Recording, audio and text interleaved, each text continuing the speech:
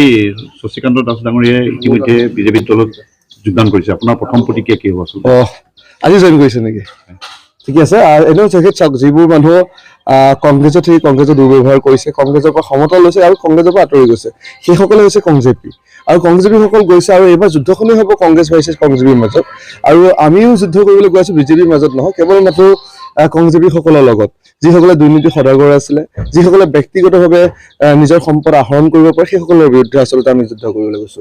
আৰু সেই যুদ্ধত আচলতে কেৱল এজনৰ কথাই কোৱা নাই, সেয়া বুথ কমিটি মেম্বাৰো হ'ব পাৰে, ৱাৰ্ডৰ কোনোবা এজন সদস্যও হ'ব পাৰে, মণ্ডলও হ'ব পাৰে, ব্লকৰো হ'ব পাৰে। তেনেকুৱা আমি সেইসকলৰ বিৰুদ্ধেহে আমি আচলতে যুদ্ধ কৰিব গৈ আছো, আৰু নিৰ্বাচনী যুদ্ধত অৱতীৰ্ণ হ'বলৈ গৈ আছো। কিয়নো 126টা সমষ্টিৰ ভিতৰত যদি সকলোতকৈ পিছপৰা সমষ্টি বুলি কোৱা যায়, তেতিয়াহ'লে ৰহা সমষ্টি 1 নম্বৰতে পৰিব।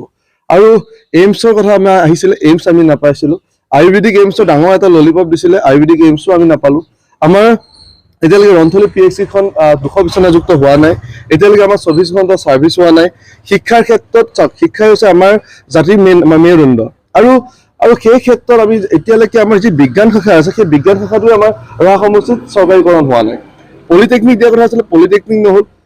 আমাক কচুৱাত এখন মডাৰ্ণ হাইস্কুল দিয়াৰ কথা আছিলে, সেয়াও আমাৰ হৈ নুঠিলে। কেৱল মাত্ৰ ভেকু ভাওনা, ভুৱা আৰু কিবা অভুৱা কিছুমান কথা কৈ গোটেই আচলতে এডভাৰটাইজমেণ্ট কৰে।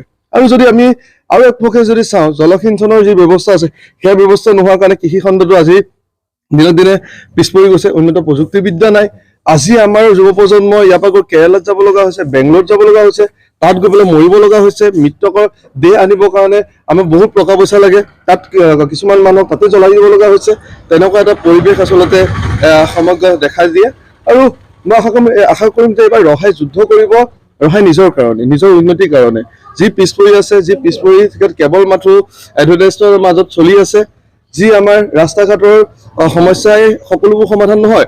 এতিয়াও আমি 200-300 ৰাস্তা আমি এনেকুৱা ৰাস্তা উলিয়াই দিব পাৰিম, যি ৰাস্তা এতিয়ালৈকে মাটি পোৱা নাই, কেৱল কোনো শিলগুটি পৰা নাই, আধাৰশিলাৰ মাজতে আধাৰশিলাই হৈ আছে। আৰু মেক্সিমাম আধাৰশিলা হৈছে, আধাৰশিলা কোনটো আধাৰশিলা এতিয়ালৈকে সম্পূৰ্ণ হৈছে।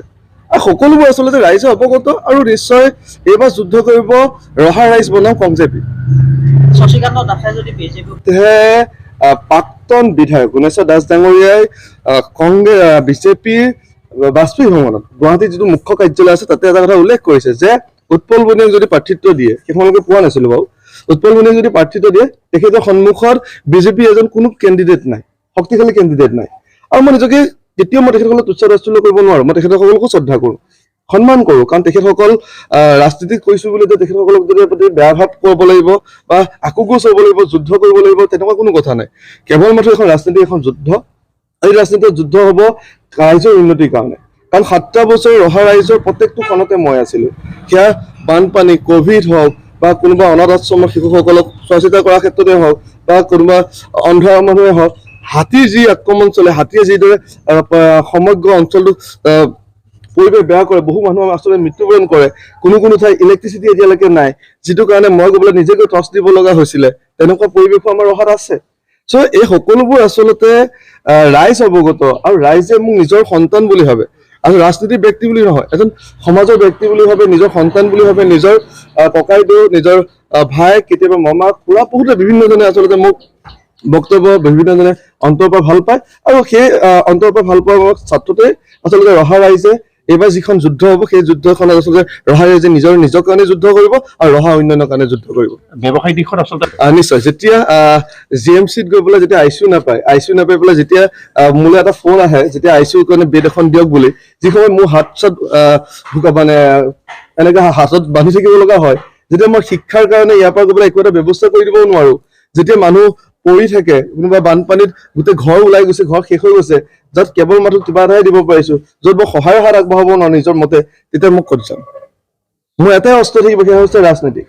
কিন্তু মই এইটো নহয় যে ৰাজনীতি গৈ পেলাই যে মই নিজৰ সম্পত্তি অগ্ৰাধিকাৰ দিম, কাৰণ যিখিনি কৰিব লগা আছে নিজে কৰি যাম।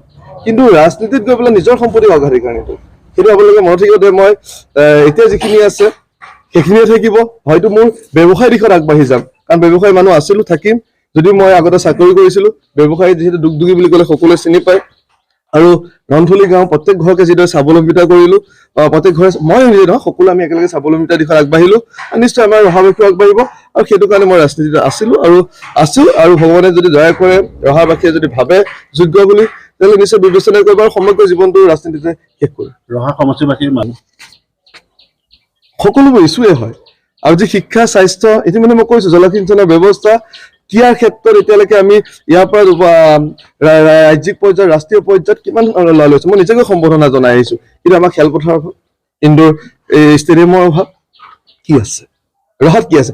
আছে টুলগেট আছে, যি টুলগেটত আমি টেক্স দিওঁ, যি টুলগেটত আমাৰ A02 যিমানবোৰ নগাঁওবাসী ৰাইজ আছে সেইবাসীয়ে টেক্স দিয়ে, ৰহাবাসীয়ে টেক্স দিয়ে। কিন্তু আমি যদি সোণাপুৰ টুলগেটত যাওঁ কিন্তু A01 কিন্তু টেক্স দিব নালাগে। সেইটো এটা লক্ষণীয় বিষয় আছে।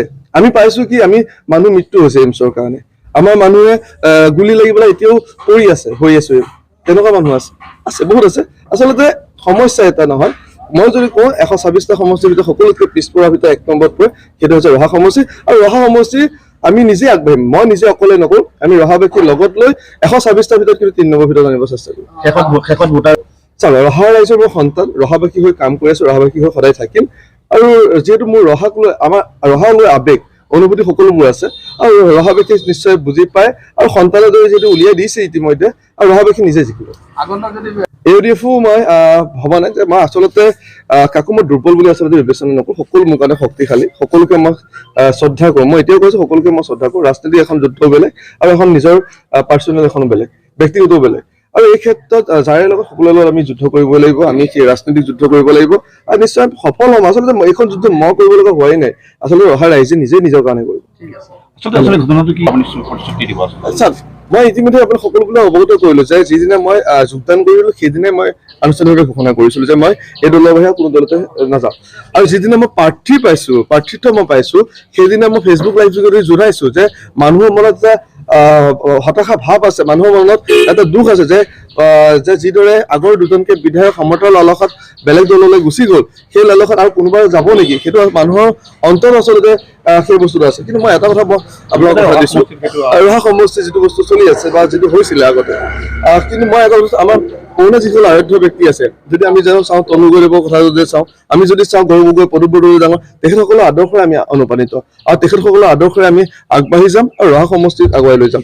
আৰু কোনো দলত বেলেগ যিবিলাক দলৰ কথা আপোনালোকে কৈ আছে, কোনো দলত নাযাওঁ বুলি আপোনালোকৰ সন্মুখতে মই কথা দিছো। আৰু ৰহা ৰাইজৰ হৈ কাম কৰিম আৰু সদায় ৰহা ৰাইজৰ সন্তান হিচাপে থাকিম।